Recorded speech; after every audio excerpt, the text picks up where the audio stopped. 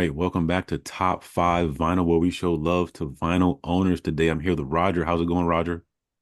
Real good, thank you. Real good. Such a pleasure to be here. Really appreciate it. Oh, yeah, absolutely. Before we get started, I want everybody to subscribe to the channel, like the channel, tell all your cool friends, all that wonderful YouTube stuff you guys gotta deal with. Roger, with that being said, can you tell me the last vinyl record that you bought? Yep, it arrived just over a week ago, Mm, and I'm going to show you it in a little while. It's mm, Billy Ocean, mm. Suddenly. Okay. I've got the original from 40 years ago, Mm, and the 40th anniversary re-edition was reissued, and it's signed by Billy Ocean himself. mm. So I've just bought that literally 2 weeks ago now, perhaps Um, something like that. that's So I'll fresh. show you a little bit later because it's a beautiful album. Okay, okay.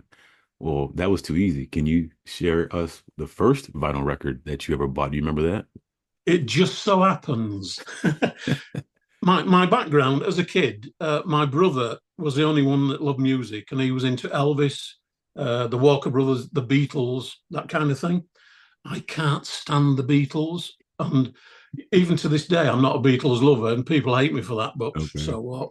And even now, I needed something different to that kind of rock and that kind of stuff. And I stumbled upon uh, Motown, Mm, and this is the very first album I ever bought. mm, And I joined the army in 1970, and in 72, when I finished training and we went to our battalions and what have you, you were allowed to buy a system mm, and have your own little system and stuff. This Motown Chartbusters Volume 3 was the very first, and this is it. This is mm, the original. It's the album sleeve is battered, but it still plays beautifully, and it's got everything on there. Heard it through the grapevine. Gonna make you love me. For once in my life, you're all I need to get by. There's loads on there. There's 18 tracks, mm, 9 in each side, mm. and it's just time immortal. I've now bought the entire Motown Chartbusters volumes all the way through, but this was the very first one, Wow. and I'm forever grateful to this album because it introduced me to black music. It introduced me to Motown, and it was shortly after this I was posted to Berlin, and I saw James Brown and his orchestra live in concert in Berlin, Wow. and you can imagine that just changed my entire life. Hmm. From a music, I'd found what I was looking for, what the missing link.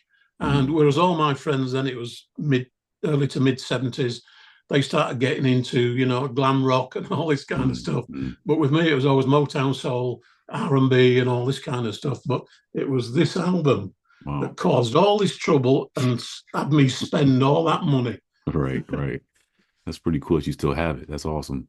Yeah, yeah. Okay. And around that time, one of the ones I mentioned was mid 70s. This guy, Mm, Barry White. mm, I became totally obsessed with Barry White, the Love Unlimited Orchestra, mm, and everything about them. And again, this is the original. It's a little bit torn and what have you, and disheveled, but this is the original album from the mid 70s. And even to this day, I still play Barry White mm, and all this kind of stuff. mm. Just worth a mention. Yeah. Not one of the five, but definitely worth a mention. Awesome. Barry White, go out and get it. All right, cool. Let me ask you this question. Because you traveled around a lot, being in the military. Do you have a favorite record store to go to? Nowadays, there's a place in Sheffield called Wax. Mm, It's part of Moorgate Acoustic. They are a hi-fi dealer. All my hi-fi equipment has come from them over the last 6 years or so, 5, 6 years. And they have a downstairs record store called Wax, mm, and they do some seriously good music in there. mm, But I look everywhere, anywhere and everywhere, mm, from Amazon to Discogs to whatever. I have new music on my streaming service, and I use Cobus. mm, And any new music that comes up, then I'll then try and find the album. The mm. downside is a lot don't do vinyl nowadays, so you've got to Right. buy the CD instead or stream it, that kind of thing. But Hmm. it's almost a daily thing. It's a bit crazy at times, Hmm. but yeah. Like on a single trip to the record store, how many pieces of vinyl do you think you walked out with at one time? I better make sure nobody's listening when I say this. A good half a dozen, maybe more. Okay, okay. Nothing too crazy. That's yeah, yeah. I mean, it has got crazy in the past. You know, Mm, it's I've got an extensive record collection and hi-fi system, mm. but you know, I'm a little bit tamer now. I'm getting older, I think. All right, cool. All right. And being that this is top five vinyl, Roger, can you show me your number five? What is the fifth album that you have in front of you? uh, in 1978, I was a jungle warfare instructor in a place called Brunei in the Far East, Hmm. and I was there for about 18 months. And then I came home from there. My tour had finished, and I stopped off in Hong Kong. Mm, And in Hong Kong, I heard this record called Native New Yorker, mm, and it was by a group called Odyssey. And that was just it. From that second on, I was again similar mm, to Barry White and everybody else, obsessed with Odyssey. So this is Odyssey's greatest hits, mm, and it has everything in there. Use it up, wear it out. If you're looking for a way out, native New Yorker, of course. mm, So this album is just superb of great quality music that really hooks you in and just holds you there, edge of the seat stuff while you're listening mm, to every single voice is just fabulous. The backings are great, the vocals are great, the music is just beautiful, mm. absolutely beautiful. So Odyssey is right out there. That thing looks like in pristine condition. Is that new? How long have you had this for? No, I've had this one probably about 2 years. The Okay. one I've got is a little bit sort of mashed Okay. up, if you like. So Okay. what I'm going to do is put the original into this case Mm, and throw away the old one because it really is beyond repair. And gotcha. I didn't really want to bring it, but it's exactly the same album as this, same cover and everything. Is there any artwork on the back? There's a beautiful picture of the three of them, Okay. and then the usual track list along the side. It's Gotcha. just plain black. You can see that all my albums, I wash every one of them, Mm, and then put them inside a anti-static vinyl sleeve. But it's mm, just a black album, but it's just beautiful music. mm, mm, When you're feeling mellow and or loved up or whatever you want, you just mm. get this on. You're on a promise. The minute you put this on, you're definitely on a promise. Okay, cool. All right, so that's your number five. Let's go ahead and take a look at your number four. Number four, very similar story. After I finished in Brunei, I then went to a place called Rhodesia. Hmm. Now, Rhodesia was transitioning into Zimbabwe as it is now. This was 1979, and I went originally as part of the ceasefire monitoring force, and then I stayed on when it becomes Zimbabwe to run a battle school. Now, completely out of nowhere, I was driving to headquarters, and I passed through this town called Fort Victoria. Mm, And in Fort Victoria, I thought there's a coffee shop over there. I'm going to go and grab a cup of tea, sort of thing. So I jumped out the vehicle, and everywhere we went, we were armed because it was quite a volatile area. So it's a bit risky doing it. But something drew me to this place. mm, And inside this place, in this one-horse town, in the middle of Rhodesia as it was then, they had records. mm, They sold some records. And I came across this Change, Glow of Love.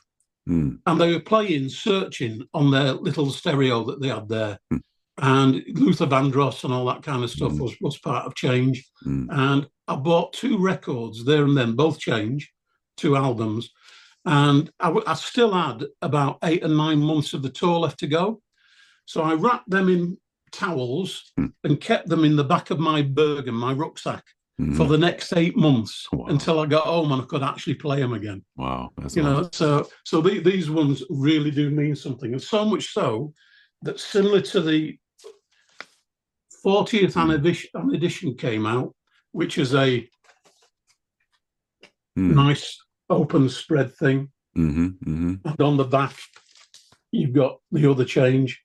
And again, so 40th anniversary, recently, special edition, recently brought out. I just had to get this to go mm, with the original that I've still right. got from 1979, 80, or whatever it was. Mm, So, wow. yeah, a good story to get.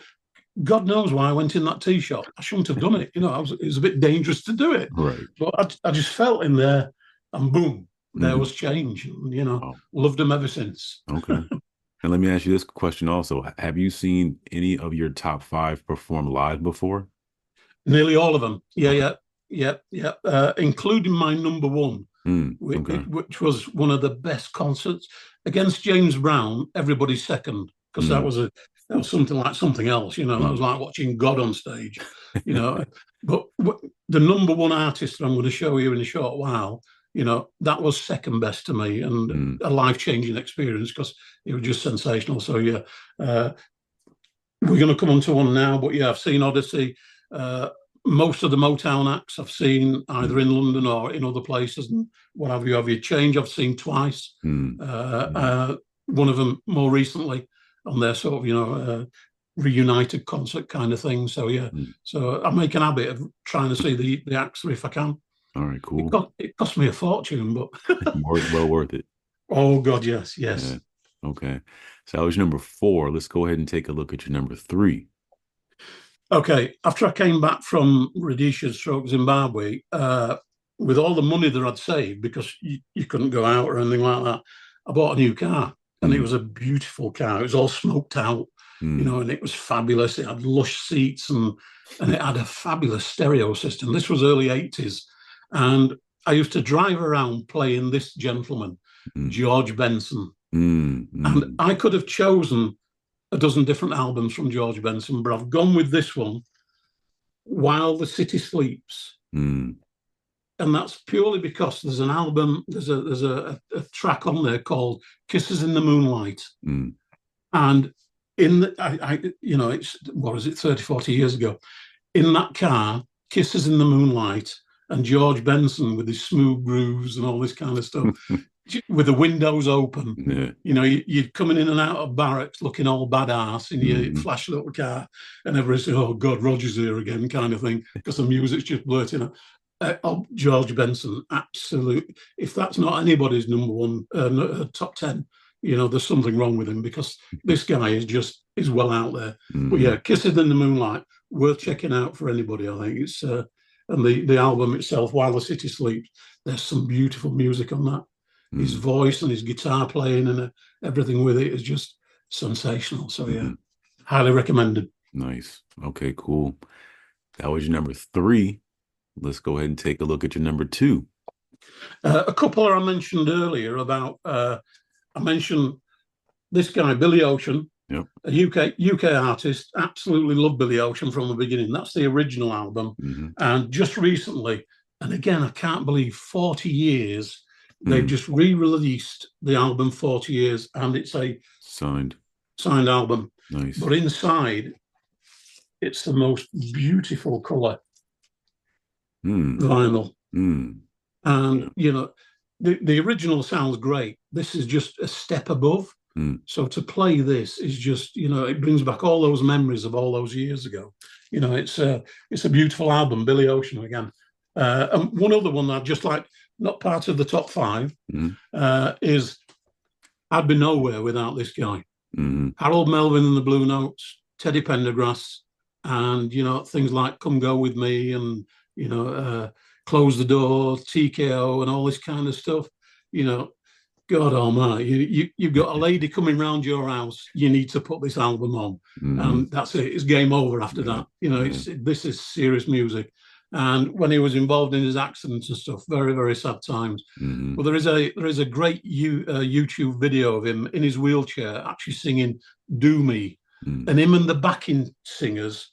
If you're into this kind of music, check it out on YouTube. Teddy Pendergrass in his wheelchair, and everything was just perfect. The backing singers were in tune, the dancing was in tune, Mm. but sadly he was in his wheelchair, and Mm. very sad to see. But this guy's voice changed everything. This, still remembered today and loved by many. Mm. Absolutely. All right, cool. For the grand finale, Whoop whoop. what do we have for number one, Roger? Here we go. There can only be number one for me. I was very fortunate. I saw this lady in Wembley Arena, Mm. and it was the second best concert I've ever seen. And you sit down, and I was two from the front, two rows from the front, right in the centre. and the best seats you could have ever had, really. And you could hear her, off stage warming her voice up, Mm, and you had all those tingles through your body, and and everybody's getting excited. mm-hmm, And then all of a sudden, this beautiful lady mm, came on stage, and she sang for 2.5 hours, mm, and it was just the most amazing concert.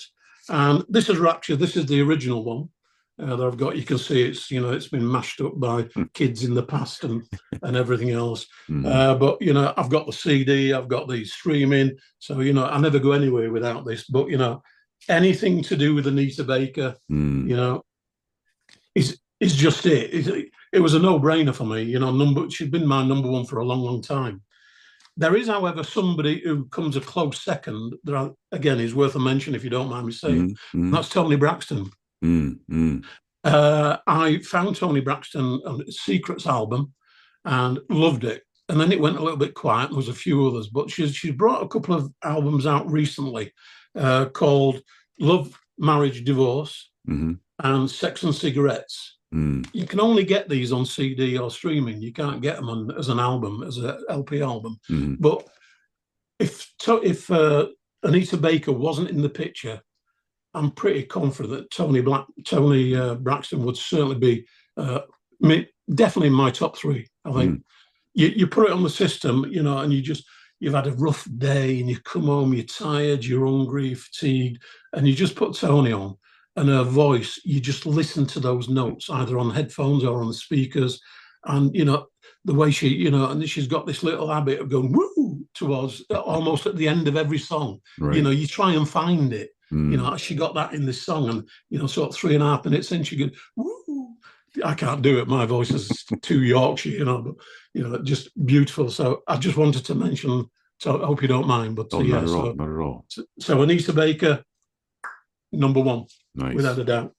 All right, cool. Well, thank you so much for sharing your top five, Roger. Absolute pleasure. Enjoyed it. Thank you. All right, cool. And we'll talk soon. Good luck with the channel. Great stuff. Keep it going. Appreciate it. Thanks so much. Cheers. Bye. Bye.